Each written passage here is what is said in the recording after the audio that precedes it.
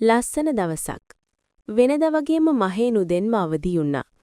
මහේන් අද යාගේ ජීවිතේ අලුත් පියවරක් තියන්න හිතාගෙන උදෙන්ම නුවරඑළිය යන්න හදන්නේ. ඒ ගමනට මහේන්ගේ අම්මා තාත්තා නංගි ඔක්කොමල යනවා.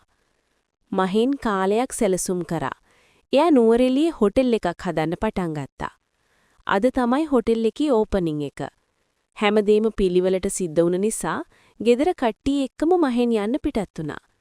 මහේන් අවුරුදු කීපයක් කැනඩාවේ හිටියේ. ලංකාවට ආවට පස්සේ බිස්නස් වැඩ කරන්න පටන් ගත්තා. එයාට කාර් සේල් එකක් තියෙනවා. තව පුංචි හොටෙල් එකක් තියෙනවා. මේ පටන් ගත්ත හොටෙල් එක තමයි එයාගේ ලොකුම බිස්නස් එක. රූම් එක හැමදේම තියෙන ලස්සන හොටෙල් එකක්. එදා හවස නුවරඑළියේ ඉඳලා පහෝදා ගෙදර කට්ටිය ආපහු ගෙදර යන්න පිටත් උනේ මහේන් ගෙදර ගියේ ආපහු වෙන්න බලාගෙනම. ගෙදර යනකොට හවස් වුණත් මහේන් ආපහු වෙන්න ඕනේ නිසා රෑ තනියම වාහනෙන් යන්න පිටත් වුණා. එනකොට මහේන්ට මහන්සි නිසා නිදිමතේ ආවේ. තව ටික දුරයි කියලා එයා තනියම හිමින් කියාගත්තේ ඉක්මනින්ම යන්න හිතාගෙන. ටිකක් ඉස්සරහට යනකොට බස් හෝල්ට් එකත් ළඟ ගෑනු ළමෙක් තනියම හිටියා. මහේන් එයා දිහා බැලුවා. එයාත් වාහනේ දිහා බලාගෙන හිටියා. මහේන්ට ටිකක් දුරට ගියාම හිතුණා මේ රෑ බස් නැහැ. මේ කෙල්ල යන්න විදියක් නැතුව ඉන්නවා ඇත්තේ. මහේන් වාහනේ ටිකක් රිවර්ස් කරලා වාහනෙන් බැස්සා. පුංචි පොදවැස්සකුත් වැටෙනවා. මිදුම නිසා හොද්දටම සිතලයි. රෝස පාට සාරියක් ඇඳගත්ත ලස්සන ගෑනු ළමෙක්. හොද්දටම බය වෙලා ඉන්නේ කියලා මහේන්ට හිතුණා. "ඔයා හොඳින්ද?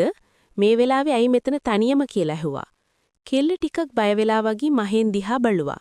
"මම බස් එකක් එනකන් හිටියා. ඒත් දැන් නම් බස් එකක් එන්නේ නැති වෙයි වගේ." ඇය හිමින් කිව්වා. "ඔයා කොහෙටද යන්නේ?" "නුවරඑළියට." මහේන් ටිකක් hina වුණා. "මමත් නුවරඑළියට යනවා. ඔයාට කැමති නම් ලිෆ්ට් එකක් දෙන්න පුළුවන්." ඇය ටිකක් සිතා බලලා "එහෙනම් තැන්ක්ස්" කියලා මහේන් එක්ක වාහනේ ළඟට ගිහින් වාහනේට නැග්ගා. වාහනේ ඇතුළට ආවට පස්සේ ටික වෙලාවක් නිහඬතාවයක් තිබුණා. පස්සේ මහේන් කතාව පටන් ගත්තා. "මගේ නම මහේන්." කෙල්ල hina වෙලා "මගේ නම නිම්නා" කියලා කිව්වා. මීදුම අතරින් වාහනේ ලයිට් දිලිසෙනකොට වාහනේ වේගයෙන් කඳු මැදින් පාරේ දිගටම ගියා. ඒ අතරේ දෙන්න අතර කතාවත් හෙමින් ආරම්භ වුණා. නිම්නා නුවරඑළියේ පාසල් ගුරුවරියෙක්. අද ඉස්කෝලේ වැඩක් නිසා ටිකක් පරක්කු වෙලා බස් එකත් මිස් වෙලා. මහේන් Tamanගේ බිස්නස් ගැනත් අද ඕපන් කරපු හොටෙල් එක ගැනත් ඇයට කිව්වා. "එහෙමනම් ඔයා තමයි මේ අලුත් හොටෙල් එකේ අයිතිකාරයා?" නිම්නා පුදුම වෙලා ඇහුවා. "ඔව්, අද තමයි ඕපනින් එක." "එහෙනම් මගේ උණුසුම් සුබ පෙතුම්." ඇය hina වෙලා කියනකොට මහේන්ට හිතට අමුතු සතුටක් දැනුණා. පාළු පාර දිගේ වේගයෙන් වාහනේ ඉදිරියට යනවා. මහේන් කොයිතරම් කෙල්ලෝ එක්ක යාළු වෙලා හිටියත් නිම්නා දැක්කම මහා අමුතු හැඟීමක් දැනුණා. ටික දුරක් යනකොට නිම්නා "ඔය ඉස්සරහ අපේ ගෙදර" කියලා කිව්වා. මහේන් වෙල කල්පනාවක. එයාට ඇහුනේ නෑ. නිම්නාට ටිකක් බය වුණා වාහනේ වේගය අඩු නොකර වේගින් යන නිසා. "මිස්ටර් මහේන්, මම බහිනවා" කියනකොට මහේන් "සෝරි, කොතනද?" කියලා අහලා නැවැත්තුවා. නිම්නා වාහනයෙන් බහිනකොට තමයි මහේන්ට මතක් වුණේ නම්බර් එක අහගන්න බැරි වුණා කියලා. නිම්නා බැහැලා ගෙදර ගියා. මහේන් යාගේ හොටෙල් එකට ගියා. ඒත් මුළු රෑම නිින්දක් නෑ. මහේන්ට නිම්නා ගැන මතක් වෙනවා. ওই විදිහට කාලය ගෙවුණා. දවසක් මහේන්ට හොටෙල් එකේ මැනේජර් කෝල් කරලා කිව්වා මිස් කෙනෙක් ඇවිල්ලා ඉන්නවා සර් හම්බ වෙන්න කියලා. මැනේජර්ගේ කෝල් එක අහලා මහේන් ටිකක් කල්පනා කරා. මිස් කෙනෙක් මාව හම්බ වෙන්න කියලා එයා ආයෙත් අහුවා. "ඔව් සර්, නුවරඑළියේ ඉස්කෝලේක ටීචර් කෙනෙක් කියලා කියනවා." ඒක ඇහුණාම මහේන්ගේ හදවත ටිකක් වේගයෙන් ගැහෙන්න පටන් ගත්තා. "බොන්න කැමති දෙයක් අහලා දෙන්න. මම ඉක්මනින් එනවා" කියන්න කියලා කෝල් එක කට් කරලා ඉක්මනින්ම හොටෙල් එකට ගියා. හොටෙල් ලොබියේ ඇතුළට ගියාම වින්ඩෝ එක ළඟ ඉඳගෙන කවුදෝ ටී එකක් බොනවා දැක්කා. මහේන්ට සුරංගනාවියක් එයාගේ හොටෙල් එකට ඇවිත් වගේ පෙනුනේ. "නිම්නා." මහේන් හිත ඇතුලෙන් කියාගත්තා. ඇය ඔහු දිහා බැලුවා. නිම්නා ලස්සනට hina වුණා. "කොහමද ඉතින්? මාව මතකද දන්නේ නැහැ?" "නිම්නා, කොහමද ඉතින්?" මහේන් අහනකොට හිතුවා මාව අමතක වෙලා ඇති කියලා ඇය කිව්වා. මහේන් hina වුණා. "අමතක වෙන්න පුරවන්ද?" ඒ රෑ මට ඔයාගේ නම්බර් එක ගන්න බැරි වුණා. මහෙන් ටිකක් ලැජ්ජාවෙන් කියනකොට ඒ නිසාම තමයි මම මෙතනට ආවේ. නිම්නා කීවා. ඇත්තටම මටත් ආයෙත් ඔයාව හම්බ වෙන්න ඕනේ වුණා. එදා ඔයා ලොකු උදව්වක් කරේ. මට හිතුණා ඔයාව හම්බ වෙලා තෑන්ක්ස් කරන්න ඕනේ කියලා. ඒකයි ආවේ. හොටෙල් එකේ ගාඩන් එකට දෙන්න යන්න ගියා. මීදුමත්, සීතලත්, මල්වල සුවඳත් එක්ක මුළු පරිසරයම සංසුන්. මේ හොටෙල් එක ලස්සනයි මහෙන්. හැබැයි නිම්නා ටිකක් නිහඬව ඉඳලා එදා රෑ වගේ තරම් නම් ලස්සන නැහැ. මහෙන්ට hina ගියා. එහෙනම් මේක රිපීට් කරන්න වෙයි වගේ කියලා දෙනම hina වුණා. ඒ දවසෙන් පස්සේ මහෙන්ගේ ජීවිතේ වෙනස් වෙන්න පටන් ගත්තා.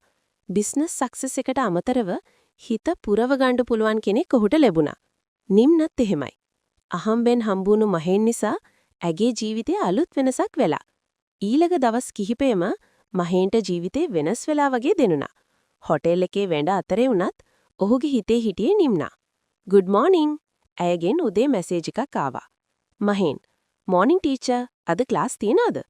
එහෙම මැසේජ් වලින් පටන් ගත්තේ සම්බන්ධය දිනෙන් දින ටික ටික ගැඹුරු වෙන්න පටන් ගත්තා. දවසක් මහෙන් "අද ස්කූල් ඉවර වෙලා ෆ්‍රීද?" කියලා අහුවා. "අයි. මම එන්නම්." "කොහෙටද?" "ඔයා ළඟට." නිම්නගේ හදවත ටිකක් වේගයෙන් ගැහෙන්න පටන් ගත්තා. හවස ස්කූල් ඉවර වෙන වෙලාවට ස්කූල් ගේට් එකට ළඟ මහෙන්ගේ කායක නවත්තලා තිබුණා. නිම්න එළියට ආවම ඔහු කායකෙන් එළියට බැහැලා hina වුණා. "හායි." ඇය ටිකක් ලැජ්ජාවෙන් කිව්වා. "කොහෙද යන්නේ?" ඇය ඇහුවා. "සර්ප්‍රයිස් එකක් තියෙනවා." වාහනේ කඳු පාරවල් දිගේ ඉදිරියට ගියා. අවසානයේ මීදුමෙන් වැසුණු කඳු මැද view point එකක් ළඟ නවත්තලා මහෙන් නිම්නව එක්කරගෙන ගියා. "වාව්." නිම්නට ඇස් අදහ ගන්න බැරි වුණා. මහෙන් ඇය ළඟට හිටගත්තා. "හරිම ලස්සනයි මහෙන්. තෑන්ක්ස් මාව එක්කරගෙන ආවට." ඇය හෙමින් කිව්වා. "නිම්නා." මහෙන්ගේ හඩ ටිකක් වෙනස් වුණා. මට කියන්න දෙයක් තියෙනවා." ඇය ඔහු දිහා බැලුවා. ඔහු හුස්මක් ගත්තා. "ඔයා මගේ ජීවිතේ වෙනස් කරනවා. මට සතුටින් ඉන්න ඔයා හේතුවක් දුන්නා." නිම්නගේ හදවත උණුසුම් වුණා. "මට බයයි මහෙන්." මහෙන් හෙමින් ඈගේ අත අල්ලගත්තා. "මටත් බයයි. හැබැයි ඔයාව නැති කරගන්න මට බැහැ." මීදුම අතර දෙන්නම එකිනෙකා දිහා බැලුවා. ඇය ටිකක් ළඟට ඇවිත් හෙමින් කිව්වා, "එහෙනම් මාව දාලා යන්න එපා රත්තරන්." මහෙන් හුස්මක් ගත්තා. "කවදාවත් නැහැ මැනික." ඒ මොහොතේ කාලය ටිකකට නවත්තලා වගේ නිම්නා මහෙන්ගේ පවුවට තුරුල වුණා. කාලය ගෙවුණා දෙදෙනාටම නොදැනී. එකපාරටම මහ වැස්සක් වැටෙන්න ගත්තා. මහෙන්ට නම් ගානක්වත් නැහැ. නිම්නා හොදටම තෙමෙනවා. නිම්නාගේ සාරිය තෙමිලා ඇගටම ඇලිලා. නිම්නාගේ ලස්සන සිරුරේ හැඩය මහෙන්ට පෙනුණා. නිම්නට හොඳටම ලැජ්ජා හිතිලා. "මහෙන් මොනාද අනේ කරන්නේ? මං හොඳටම තිමිලා. ඔයා මන් දිහා බලන්න එපා. මට ලැජ්ජයි යන්නේ." "සෝරි බබා." නිම්නාගේ පපුව දිහා මහෙන්ට නුබලා ඉන්න බැරි වුණා. මහෙන් හොරෙන් බලන ගමන් නිම්නා ගෙදර දානන යන්න පිටත් වුණා. යන ගමන් මගදී සීතල නිසා මහෙන් කඩේකින් උණු තේ දෙකක් අරන් වාහනේ ඇතුළෙම බිව්වා. මොකද නිම්නාට වාහනෙන් බහින්න බැරි තරම් තෙමිලා. ඇදුමක් මාරු කරගන්නත් බෑ.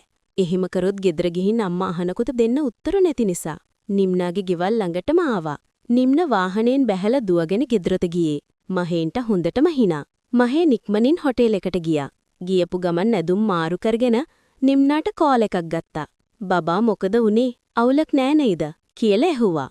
හොඳ වෙලාවට ගෙදර කවුරුත් හිටියේ නෑ කියලා නිම්න මහෙන්ට කිව්වා. "ඔයා හරි නරකයි. මං තෙමිලා ඉන්නකොට මං දිහා බලපු විදිහ මම දැක්කා." "අනේ බබා, ඔයාගේ ලස්සනට මං හිතලා බැලුවේ නෑ. නිකම්ම බැලුණා." "හරි දැන් කමක් නැහැ. ආයෙනම් මාව තෙමන්න එපා. ඔයාට බෑග් එක අමතක වෙලා." ඒක මන් ළඟ කියලා නිම්නගේ බෑග් එක පෙන්නුවා. "අනේ දෙවියනේ, මට අමතක වුණානේ. කමක් නෑ. ඔයා ළඟනේ තියෙන්නේ." ඒ දවසෙන් පස්සේ මහෙන් සහ නිම්න අතර තිබ්බ සම්බන්ධය ටික ටික වෙනස් වෙන්න ගත්තා. දවසට එකපාරක්වත් කතා නොකර ඉන්න බැරි තත්වයකටම යෙදෙන්න ගියා. "ඔයා කෑවද? ඔයා ගෙදර ආවද? ඔයාට ටයර්ඩ් නැද්ද?" මේ වගේ පොඩි කතා නිතරම කෝල් මැසේජ් ඒවා හැමදේම අලුත් සතුටක් වුණා. එක දවසක මහෙන් "නිම්නා හෙට ෆ්‍රීද? ඔයාට මාව මීට් වෙන්න පුළුවන්ද?" නිම්නාගේ හිත ටිකක් ගැස්සුණා. "හරි. කොහෙද?" කියලා ඇය ඇහුවා.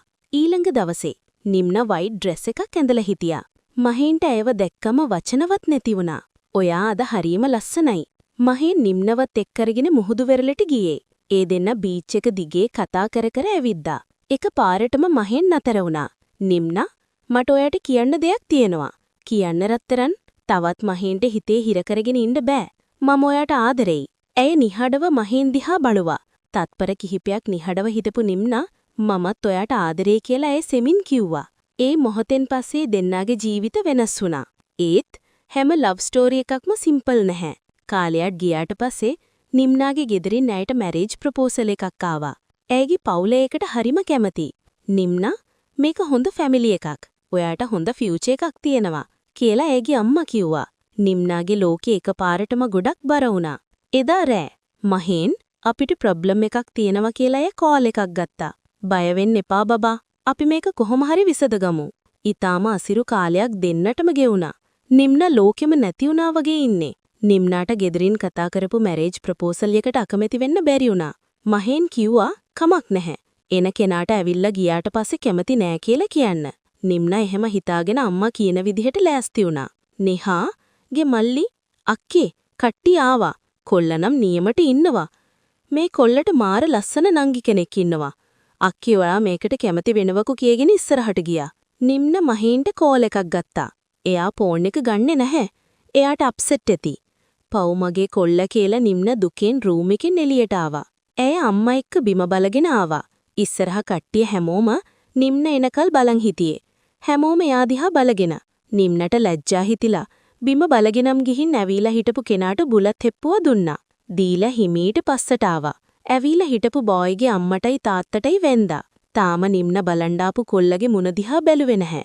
ඇයගේ නංගි අක්කේ ඔයා අපේ අයියට කැමති නැද්ද කියලා ඇහුවනකොට නිම්නට අමුත්තක් දැනුණා. එයා හිමීට එයා කවුද කියලා බැලුවා. නිම්න ගල් ගැහුණා. හැමෝම hina වෙනවා. නිම්නට එඩුණා. ඇය ළඟට ඇවිල්ලා ඇයි මේ ඇඩන්නේ කියලා අහන ගමන් අතේ තිබුණ මල් පුකුර නිම්නට දුන්නා. ඒ මහෙන් නිම්න ගල් ගෙහිලා හිටියා. ඇස් වලින් කඳුළු වැටෙන්න පටන් ගත්තා. මහෙන් ඇය හිමීට කියාගත්තා. මහෙන් hina වෙලා ඇය ළඟට තවත් ටිකක් ලං වුණා. "ඔව් බබා, මම තමයි." නිම්නට තාමත් විශ්වාස කරන්න බැරි වුණා. "ඔයා මේක කොහොමද?" මහෙන් ටිකක් hina වෙලා. "ඔයාව පුදුම කරන්න මම මෙහෙම කරේ. සොරි. හැබැයි ඔයාව නැති කරගන්න මට බෑ. ඒ නිසාම මම ඔෆිෂල් විදිහටම ඔයාව ඉල්ලන්න ආවා." එක පාරටම නිම්න අඩන ගමන් මහෙන්ගේ පපුවට තුරුළු වුණා. "මං කිව්වනේ ඔයාව අත්හරින්නේ නෑ කියලා." ඇතුළේ හිටපු හැමෝම hina වෙමින් මේ දෙන්න දිහා බලන් හිටියා. නිම්නාගේ අම්මත් කඳුළු පිසාගෙන hina වුණා. "මහෙන් අපිට කලින්ම කතා කරලා හැමදේම කිව්වා පුතේ" කියලා එය කිව්වා. නිම්න පුදුම වෙලා මහෙන් දිහා බැලුවා. "ඇත්තටම ඔයා නම් මහෙන්?" "ඔව්, මම ප්ලෑන් කරා. ඔයාට සර්ප්‍රයිස් එකක් දෙන්න." මහෙන්ගේ අම්මත් එතනට ඇවිල්ලා නිම්න අපේ පුතාට ඔයා තමයි හොඳම කෙනා කියලා ආදරෙන් කිව්වා. කාලය ටිකක් ගියා.